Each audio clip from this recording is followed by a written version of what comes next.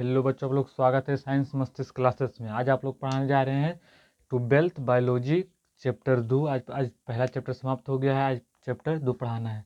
दूसरा क्या चीज़ है? दूसरा पुष्पी पादपों में लैंगिक जनन है। दूसरा क्या चीज़ है? तो पुष्पी पादपों में लैंगिक जनन। पुष्पी मतलब फूल होता है, पादप पादप मतलब पेड़ पौधा, तो पुष्पी पादप में लैंगिक जनन। तो पुष्पी मतलब हो गया क्या चीज़? फूल। और पादप मतलब जितना भी पेड़ पौधा आता है, प से पादप, प से पेड़ पौधा, पादप में सब पेड़ पौधा आता है। और लैंगिक जनन, लैंगिक जनन मतलब जिसमें बताए थे फर्स्ट चैप्टर में बताए थे कि लैंगिक जनन कहते हैं उसको जिसमें नर और मादा दोनों भाग जनन करते हैं, भाग लेते हैं, तो उससे जो जनक जो संतति का उत्पन्न होता है उसे लैंगिक जनन कहते हैं। तो उसी का रहा है। तो पुष्पी पादपों में लैंगिक जनन आज का चैप्टर है, आज का टॉपिक है। इसको बहुत ही बेहतर से आज पढ़ेंगे। तो पहला इसको क्या चीज कर रहा है? तो पुष्पी पादप, पुष्पी पादप क्या चीज? पहले पुष्पी पादप पढ़ेंगे। लैंगिक जनन तो इससे पहले पहला वाला चैप्टर में बता चुके थे उसमें, तो इसमें कोई डाउट नहीं होना चाहिए।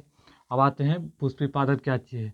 तो पुष्प को इंग्लिश में कौन जी कहते हैं? मीनिंग उसको फ्लावर, तो फ्लावर प्लांट या फ्लावरिंग प्लांट, समझ गए।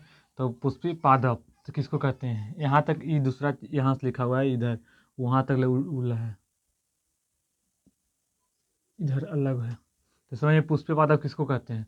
तो ऐसे पादप, पादप मतलब पेड़ पौधा, पादप मतलब पेड़ पौधा। तो ऐसे पादप जो पुष्प धारण करता है, पुष्प धारण करता है।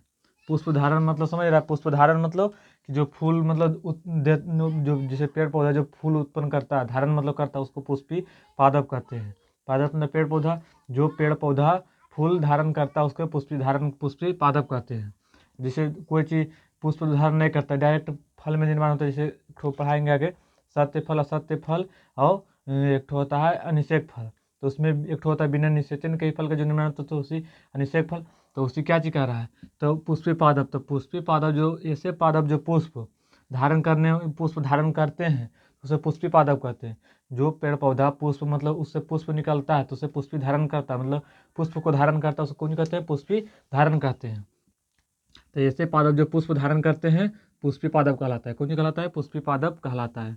पुष्पी पादप कहेगा तो समझ गए। पुष्पी पादप किसे कहते हैं? तो पुष्पी पादप उसे को कहते हैं जो पुष्प धारण करता है, जो पेड़ पौधा पुष्प मतलब फूल को धारण करता है, धारण मतलब उत्पन्न जो करता है, फूल उत्पन्न करके उसके बाद में फल का निर्माण करता है। तो ऐसे पादप जो फूल धारण करता है उसे कौन कहते हैं? पुष्पी धारण करते हैं, पुष्पी पादप कहते हैं। तो ऐसे पादप जो पुष्प धारण करता है पुष्पी पादप कहलाता है। यहाँ तक समझेंगे। पुष्पी पादप में कोई दिक्कत नहीं होना चाहिए इसमें दिक्कत कि जो जो पेड़ पौधा सिंपल से अपनी भाषा में जो पेड़ पौधा फूल धारण करता है उसके पुष्प पादप कहते हैं। समझ गए यहाँ तक? अब आते हैं जगत, जगत प्लांट जिसे होता है कौन कौन सा कैसे मतलब क्रमिक अनुसार। तो जगत प्लांटी में देखिए आता है पहला कौन सी? थाइलोफाइटा। थाइलोफाइटा यानी शैवाल जो होता है थाइलोफाइटा। उसके बाद में ब्रायोफाइटा, टेरिडोफाइटा, फिर कौन आता है? जिम्नोस्पर्म, फिर एंजियोस्पर्म। तो जिम्नोस्पर्म को कहता है अनावृत बीजी, एंजियोस्पर्म को आवृत बीजी। समझिए। तो इसको एक एक करके पढ़ाएंगे। फिर थाइलोफाइटा, ब्रायोफाइटा, टेरिडोफाइटा सब पढ़ाएंगे एक एक करके, इसमें कोई दिक्कत नहीं होगा।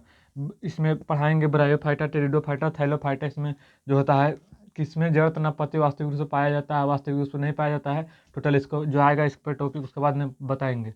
अभी जिसके जो टॉपिक लिखा हुआ उस पर अभी बात करते हैं। तो अब आते हैं क्या चीज रहा है? आवृत बीजी। आवृत इसको जो कहता है एंजियोस्पर्म आवृत बीजी को सुविकसित पादप समूह है। सुविकसित पादप समूह में कौन आएगा? तो कौन? एंजियोस्पर्म आवृत बीजी किस में आएगा? सुविकसित पादप समूह है। सुविकसित पादप समूह कौन है? एंजियोस्पर्म। एंजियोस्पर्म को कौन कहता है? आवृत बीजी। आवृत बीजी जो है सुविकसित पादप समूह है। कौन सा है? सुविकसित पादप समूह है। आ जाते हैं आवृत बीजी। आवृत बीजी को कहते हैं एंजियोस्पर्म। कुछ कहते हैं एंजियोस्पर्म। आवृत बीजी को कौन कहते हैं? एंजियोस्पर्म। यहाँ पे लिखे थे कि आवृत बीजी को कहते हैं एंजियोस्पर्म। तो आवृत बीजी को एंजियोस्पर्म पादपों में पीढ़ी एकांतरण पाया जाता है। कौन कहता है? पीढ़ी एकांतरण पाया जाता है। आवृत बीजी जो एंजियोस्पर्म है, एंजियोस्पर्म पादप, पादप मतलब पेड़ पौधा। तो आवृत बीजी है, आवृत बीजी में कौन सा आएगा? सुविकसित पादप जो होता है कि आवृत बीजी में एंजियोस्पर्म पादप में पीढ़ी एकांतरण पाया जाता है। कौन सी पाया जाता है? पीढ़ी एकांतरण पाया जाता है। तो इस समझ गए यहाँ तक? अब आते हैं कि नोट करके देखो पीढ़ी एकांतरण क्या चीज़ है। ये पीढ़ी एकांतरण यहाँ बताए ना, तो पीढ़ी एकांतरण है कुछ यहाँ समझना है। पीढ़ी एकांतरण क्या चीज़ है? तो पीढ़ी एकांतरण पादपों मतलब पेड़ पौधा में पीढ़ी दर पीढ़ी, पीढ़ी दर पीढ़ी पुनर्वृत्ति अर्थात आवृत बीजी पादपों में, आवृत बीजी पादपों में मुख्य बीजाणुभिद के बाद दूसरी पीढ़ी युग्मोभिद का एक के बाद एक एकांतरण में पुनरावृत्ति करना पीढ़ी एकांतरण कहलाता है। इसका क्या मतलब देखिए क्या चीज़ है कि पीढ़ी एकांतरण, पीढ़ी दर जैसे कैसे दादा से पापा, पापा से बेटा जो होता है पीढ़ी दर पीढ़ी चलते आता है, तो पीढ़ी दर पीढ़ी, तो पीढ़ी एकांतरण कौन कहता है? पादप। पादप मतलब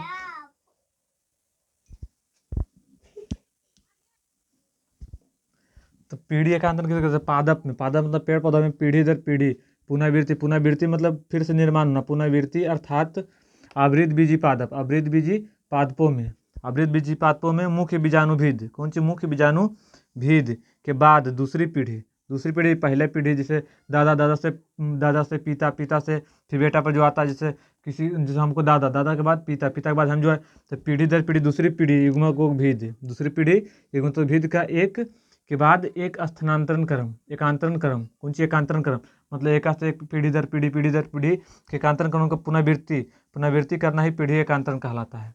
पीढ़ी एकांतरण में सिंपल से अपन भाषा में याद रखना है कि किसी भी पादप को पीढ़ी दर पीढ़ी, पीढ़ी दर पीढ़ी मतलब आना एक एकांतरण क्रम को ही कौन जी कहते हैं? पीढ़ी एकांतरण कहलाता है। कौन जी कहलाता है? पीढ़ी एकांतरण।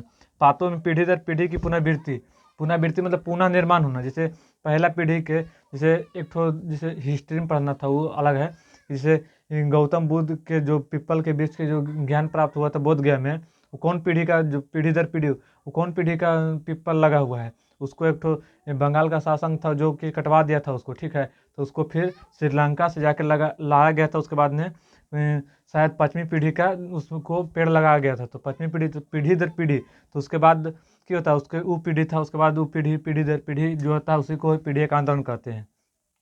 एक पीढ़ी से दूसरे पीढ़ी, एक पीढ़ी से दूसरे पीढ़ी में एक पीढ़ी का समाप्त होना, दूसरी पीढ़ी का उत्पन्न होना, फिर दूसरी पीढ़ी का समाप्त होना, तीसरी पीढ़ी का उत्पन्न होना, पीढ़ी दर पीढ़ी का उत्पन्न होना ही पुनरावृत्ति। पुनरावृत्ति मतलब फिर से निर्माण होना, तो इसको कौन कहते हैं? पीढ़ी एकांतरण। पीढ़ी दर पीढ़ी का निर्माण होना ही पीढ़ी एकांतरण कहलाता है।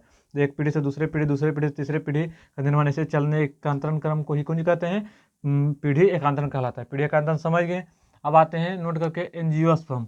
एंजियोस्पर्म पादपों में, एंजियोस्पर्म पादपों में मुख्य पीढ़ी बीजाणुभेद होती है। एंजियोस्पर्म पादपों में मुख्य पीढ़ी बीजाणुभेद होती है जो द्विगुणित होता है। द्विगुणित मतलब यानी 2n होता है। कौन जो होता है? 2n, द्विगुणित होता है। जबकि दूसरी पीढ़ी युग्मकोभेद होती है जो अगुणित, अगुणित मतलब यानी n हो एवं अल्पजीवी होती है। कौन सी? एंजियोस्पर्म पादपों में। जो एंजियोस्पर्म पादप है उसमें मुख्य पीढ़ी बीजाणुभेद होता है।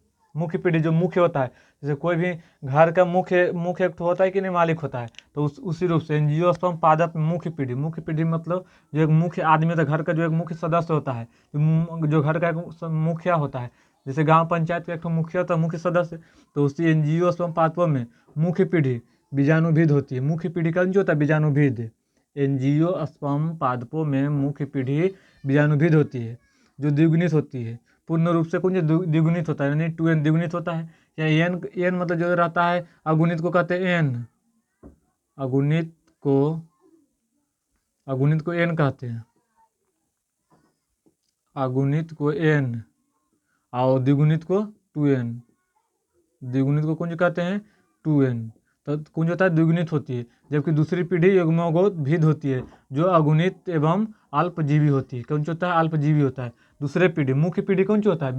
बीजाणुभेद होता है। मुख्य पीढ़ी जो घर का मुख्य सदस्य होता है, मेन तो मुखिया जो होता है, मुख्य सदस्य होता है, कौन? एंजियोस्पर्म पादपों में मुख्य पीढ़ी बीजाणुभेद होता है। जबकि जो द्विगुणित होती है, जबकि दूसरी पीढ़ी, जब से जब मुखिया जैसे दादा है तो दादा मालिक है, तो उसके बाद में पापा, तो पापा है तो कौन सी हो? जबकि दूसरी पीढ़ी युग्मकोभेद होती है जो अगुणित होता है। क्या कि दादा के तुलना में पिता को उतना तो ज्ञान नहीं होता, तो कौन होता है? अगुणित मतलब भी मतलब उतना ज्ञान नहीं, अल्पजीवी होती है। कौन जो होता है? अल्पजीवित है।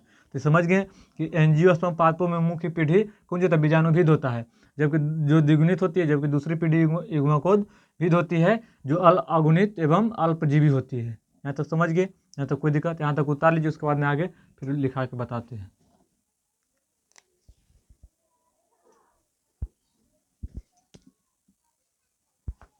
अब आते हैं पुष्प क्या चीज़, फ्लावर। फ्लावर क्या चीज़ है? तो फ्लावर को इंग्लिश में कहते हैं, फ्लावर को हिंदी में कहते हैं पुष्प।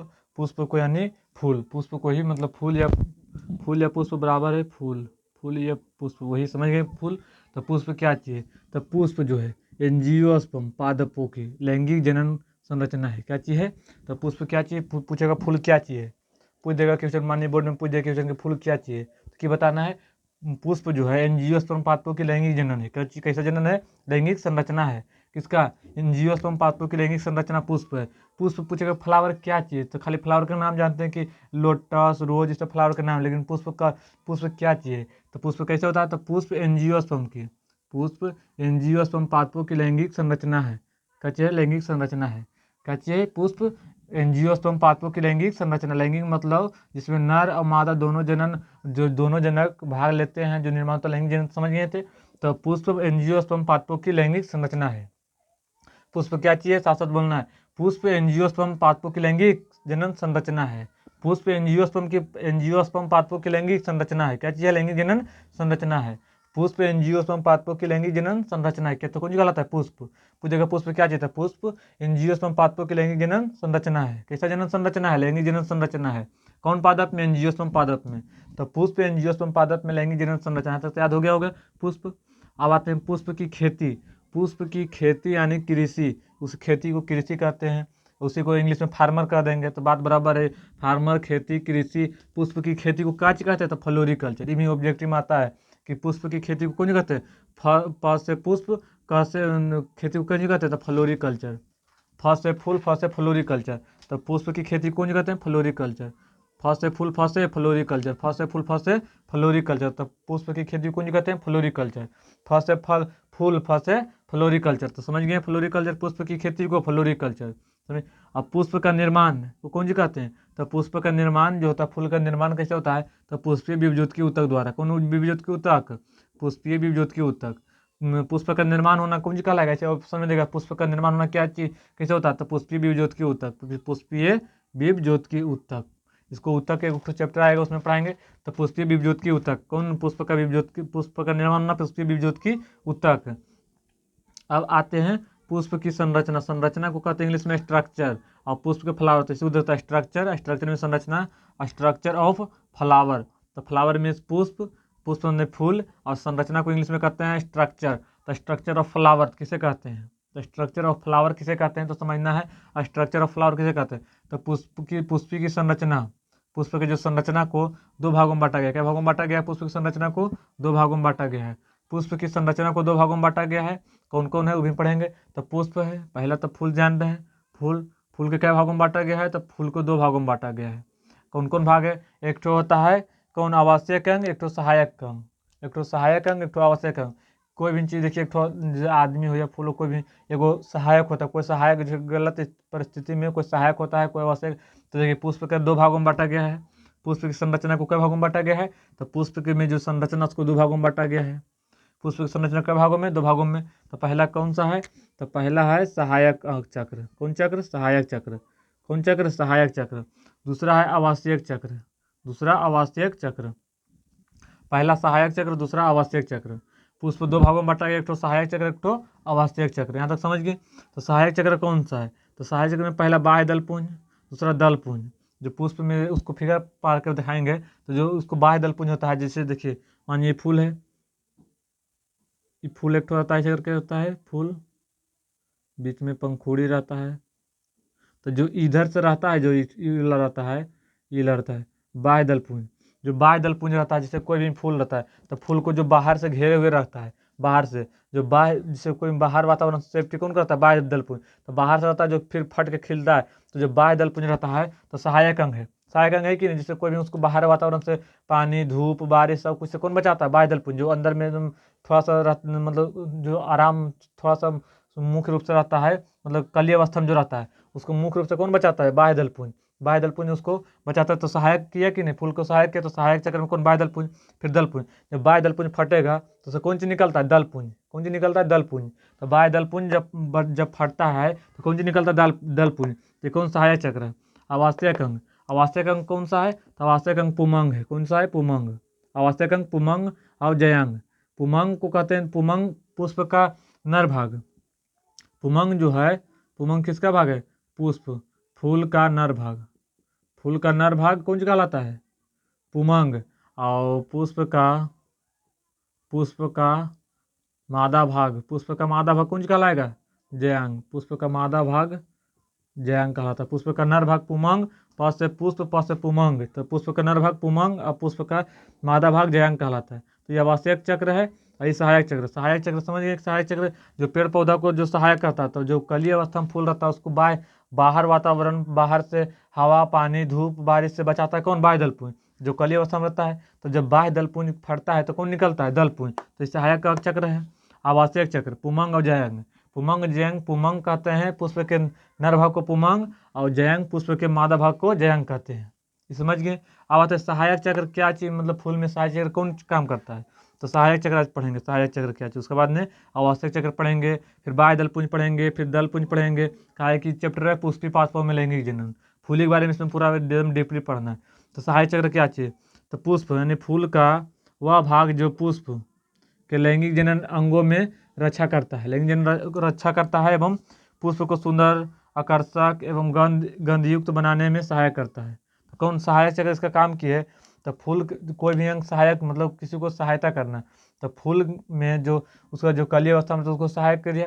तो कुंज के वह भाग जो पुष्प की लैंगिक जनन में, जब फूल का निर्माण हुआ, लैंगिक जनन के विधि द्वारा फूल का निर्माण हुआ, तो उसके आगे उसको अंगों की रक्षा करता है। जैसे कि अभी बता रहे थे, जब बाह्य दल पुंज के बीच में जो कली अवस्था रहता है तो उसको अंगों की कुंज करता है, रक्षा करता है। रक्षा मतलब सहायता करता है बाहरी वातावरण से, धूप हो गया, हवा हो गया, कोई पक्षी उस पर मतलब दिक्कत कर दिया तो उसको रक्षा करता है। उसके बाद में पुष्पों की सुंदरता, पुष्पों की सुंदरता को कुंज करता है। पुष्प में जो कली अवस्था में तो उसको जो सुंदरता प्रदान करेगा उसको रक्षा करता है कौन? सहायक अंग। और उसको आकर्षक आकर्षक करता है एवं गंधयुक्त, गंधयुक्त मतलब जिसमें जो सुगंध निकलता है, खुशबू जो निकलता है, गंधयुक्त बनाने में सहायक करता है। तो इसका सहायक सहायक चक्र का मतलब होता है किसी को सहायता करना, तो सहायता का सहायक करना। तो पुष्प को जो सहायक करता है, जैसे बहुत ही स्थिति में, जैसे बाह्य दल पुंज, तो समझिए सहायक चक्र किसको कहता है? जो पुष्प के वह भाग जो पुष्प के लैंगिक जनन अंगों में के रक्षा करता है। तो कोई भी चीज सहायक अंग मतलब होता है रक्षा करना। कोई भी जैसे नेता है तो उसको कोई सहायक बॉडीगार्ड रहता है कि नहीं, आगे पीछे पूरा पुलिस फोर्स उस लगल रहता है, तो सहायक करता है कि नेता को कुछ आँच नहीं आने देता है। तो उसी तरह से जो पुष्प होता है उसको जो बाहर जो सहायक अंग है वो पुष्प को कली अवस्था से लेके बेस्ट मतलब जनन अवस्था तक, प्रजनन अवस्था तक के जो अवस्था होता है उसमें सहायक करता था। सहायक अंग समझ गए, यहाँ तक उतार लीजिए, उसके बाद में आगे फिर पढ़ाते हैं।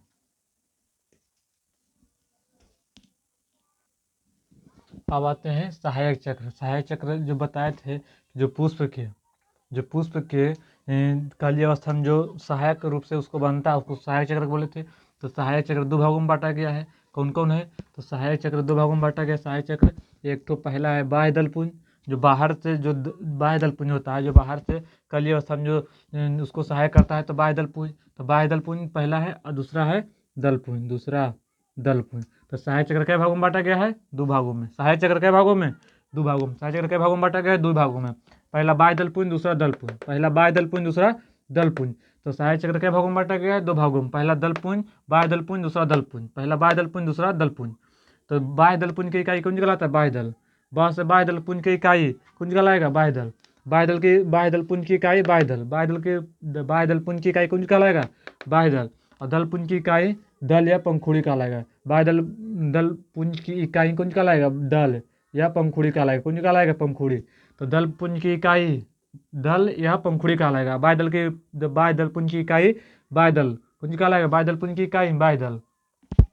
अब आते हैं, जैसे ये फिगर देखिए पुष्प का है, जैसे मतलब ये बोर्ड पर अपने से पार दिए छोटा मोटा, कोई दिक्कत नहीं है। जैसे कि जो रहता है बाहर से जो कली अवस्था में बता रहे थे, जो कली अवस्था में रहता है ऐसे घेरे हुए रहता है, तो कली अवस्था में जो ई भाग है और ई भाग दोनों कौन से बाह्य दल पुंज है? कौन से है? बाह्य दल पुंज। कारण कि जो बाहर के वातावरण को कली जो कली अवस्था था इसको सेफ्टी कौन रखा था? जो निकला है पंखुड़ी से पुष्प पुमंग सब पुंकेसर, इसको कौन रखा था सेफ्टी? बाह्य दल पुंज। तो ई भाग और ई भाग दोनों को, ई भाग और ई भाग दोनों कौन सा है? ई भाग और ई भाग ये दोनों कौन सा है? बाह्य दल पुंज। यहाँ तक समझ गए। और जो ई वाला है जो बीजांड है, जो ई वाला है जिसमें ये कौन सा भाग है? बीजांड। कौन सा भाग है? बीजांड। और ये वाला कौन सा भाग था? बाह्य दल पुंज। कौन भाग? बाह्य दल पुंज। ये जो दोनों वाला जो कली अवस्था को जब रखता है, दोनों जो है बाहर से जो ऐसे करे हुए कौन से है? जो अंदर में जितना भी निकला है सबको सेफ्टी कौन रख लेता है? बाह्य दल पुंज। तो दोनों ये दोनों जो फट के जब फटा है तो ये सब जो जितना भी भाग सब निकला है सब निकला है, तो उसको सेफ्टी कौन रखा था? बाह्य दल पुंज। तो बाह्य दल पुंज ये था। और जो दिखाई दे रहा है जो वैसे ये कौन सी बीजांड है? ये जो था बीजांड है। अब देखिए जो ये जो निकला है ये वाला भाग, ये वाला भाग कौन सी है? स्त्री केसर। कौन सा है? स्त्री केसर। स्त्री केसर एक कैसा है? तो ये वाला स्त्री केसर है। ये सब जो निकला ये सब कौन सी है? पुंकेसर। क्या चीज़ है? तो पुंकेसर। पुंकेसर किसको कहते हैं? तो पुष्प के नर वाला भाग को पुंकेसर। तो पुष्प के नर वाला भाग, पुष्प के नर भाग कौन कहलाता है? पुंकेसर। और पुष्प के मादा भाग स्त्री केसर। पुष्प के मादा भाग स्त्री केसर कहलाता है। पुष्प का मादा भाग कौन सा? स्त्री केसर। और पुष्प का नर भाग पुंकेसर। आई जो निकला ये वाला जो है ये भाग है, ये वाला ये कौन सी है? दलपुंज। कौन सी है? दलपुंज। और दलपुंज की इकाई कौन कहलाता है? दल या पंखुड़ी। और बाह्यदलपुंज की इकाई कौन कहलाता है? बाह्यदल। कौन कहलाता है? बाह्यदल। यहाँ तक समझ गए? ये वाला जो दोनों जो कली अवस्था में था उसको ढक के रखा था बाहर से जो वातावरण में, तो बाह्यदलपुंज। और उसके बाद में जो इस सबसे निकला है ये कौन सी है? पुंकेसर। तो पुष्प का नर भाग पुंकेसर और स्त्री पुष्प का मादा भाग स्त्री केसर। और जो ये वाला है कौन सी? दलपुंज। तो दलपुंज है। और दलपुंज की इकाई कौन कहलाता है? दल या पंखुड़ी। समझ गए? बाह्य दलपुंज की इकाई बाह्यदल।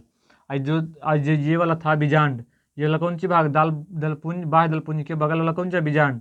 ये बीजांड वाला है भाग। ये तो समझ गए। अब आते हैं आवश्यक अंग कौन सी, यहाँ तक समझ गए फिगर के साथ।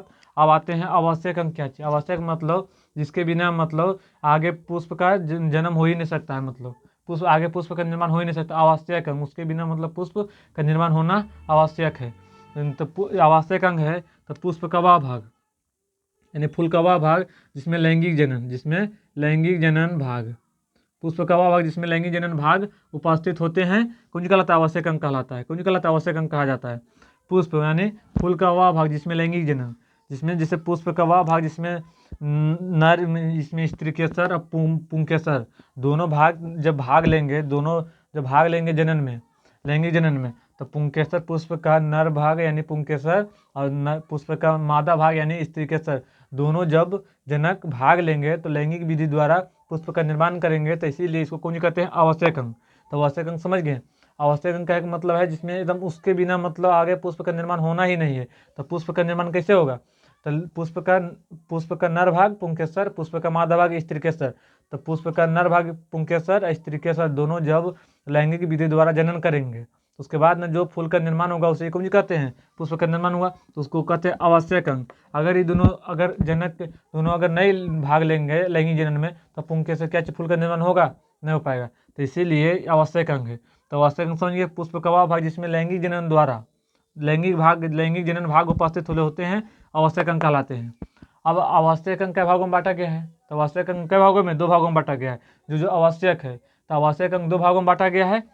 पहला है पुमंग। तो पुमंग ये बताए ना, पुमंग और जयांग। तो पुमंग और जयांग दोनों भाग लेंगे लैंगिक विधि द्वारा, दोनों भाग लेंगे दोनों जनक भाग लेंगे। उसके बाद में जो निर्माण होगा पुष्प का तो उसी को कहते हैं आवश्यक अंग। तो आवश्यक अंग 2 भागों में बांटा गया। पहला है पुमंग, दूसरा जयांग। पहला पुमंग, दूसरा जयांग। पहला पुमंग, दूसरा जयांग। आवश्यक अंग कई गो? पुष्प का फूल का आवश्यक अंग कई ठो होता है? 2 गो, पुमंग और जयांग। पुमंग किसका भाग है? पुमंग का इकाई पुंकेसर। पुमंग का इकाई पुंकेसर कहलाता है। पास से पुमंग, पास से पुंकेसर। तो पूछेगा पुमंग की इकाई क्या कहलाता है? ऑब्जेक्टिव में क्वेश्चन हाल था कि पुमंग की इकाई क्या कहलाता है? पुंकेसर। जयांग की इकाई कौन कहलाता है? तो स्त्री केसर। जयांग की इकाई क्या कहलाता है? तो स्त्री केसर। और पुमंग की इकाई पुंकेसर और जयांग की इकाई स्त्री केसर। अब आते हैं यह किसका? तो पुमंग किसका? मादा भाग है, जनन नर भाग है। तो पुमंग जो होता है, जो पुमंग जिसे पुमंग का इकाई पुंकेसर, जयांग की इकाई स्त्री केसर। अब पुमंग जो है यह नर भाग है, पुष्प का नर भाग है। पुष्प का नर भाग पुमंग और जयांग यह पुष्प का मादा भाग है। मादा जननांग कौन कहलाता है? स्त्री केसर। कौन कहलाता है? स्त्री केसर। यहाँ तक समझिए, कोई दिक्कत? एक बार शुरू से रिवीजन कराते हैं कि पुष्पी पादप लैंगिक होता है कुछ। पुष्पी मतलब होता है पादप, पुष्पी मतलब फूल, और पादप मतलब जितना ही पेड़ पौधा है जिसमें, तो पुष्पी पादप में जब लैंगिक द्वारा जिसमें नर भाग और मादा भाग दोनों जनक भाग लेंगे उसके बाद में जो फूल का निर्माण होगा उसको पुष्पी पादप में लैंगिक जनन कहते हैं। तो पुष्पी पादप में लैंगिक जनन समझ गए।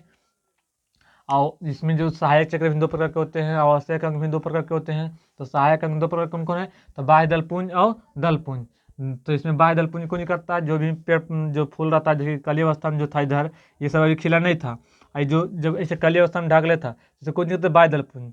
बाँस से बाहर जो बाहरी वातावरण से धूप, कड़ी धूप, बारिश, धूप, अटर पटर जो भी बाहरी वातावरण से, पर्यावरण से बचाता है उसे बाह्य दलपुंज कहते हैं। जो बाहरी वातावरण से, बहुत से बाहरी वातावरण, बहुत से बाह्य दलपुंज, जो बाहरी वातावरण से बचाता है बाहरी दलपुंज का बाह्य दलपुंज कहलाता है। और उसके बाद में जो कली अवस्था में जो निकलता है, ये सब देखिए देखिए ये है बीजांड है। उसके बाद में जो बीच वाला निकला कुंज स्त्रीकेसर, तो फिर ये वाला जो निकला हुआ है कुंज पुंकेसर, ये वाला दलपुंज। तो पुंकेसर किस कहते हैं? तो पुष्प का नर भाग पुंकेसर और पुष्प का मादा भाग स्त्रीकेसर कहलाता है। समझ गए यहाँ तक ले? अब आते हैं आवश्यक अंग। आवश्यक अंग भी दो भागों में बांटा गया। आवश्यक अंग कहता है उसको जो आवश्यक मतलब उसके बिना कुछ हो ही नहीं सकता है। तो आवश्यक अंग उसको कहते हैं जो फूल में, जैसे फूल का जो है उसका पुष्प का नर भाग और मादा भाग दोनों जनक आवश्यक, दोनों जनक जब भाग लेंगे, लैंगिक विधि द्वारा जनन करेंगे, उसमें पुष्प का निर्माण होगा, उसे आवश्यक अंग कहते हैं। तो आवश्यक अंग दो भागों में बांटा गया है। पहला है पुमंग, दूसरा जयांग। तो पुमंग का इकाई पुंकेसर, जयांग का इकाई स्त्रीकेसर। पुमंग का इकाई पुंकेसर, जयांग का इकाई स्त्रीकेसर। समझिए? तो पुमंग का इकाई पुंकेसर और जयांग की इकाई स्त्रीकेसर। तो पुंकेसर किसका भाग है? तो पुष्प का नर भाग पुंकेसर और पुष्प का मादा भाग कुंज जयांग कहलाता है, स्त्रीकेसर कहलाता है। तो समझिए, कोई दिक्कत? इसके आगे अब अब अगला पार्ट में पढ़ाएंगे, दूसरा क्लास में लेंगे। यहाँ तक रहने दीजिए। आप लोग यहाँ तक समझ में आ गया होगा। अगर नहीं समझ में आया तो कमेंट कीजिएगा, समझ में आया होगा जरूर कमेंट कीजिएगा। धन्यवाद।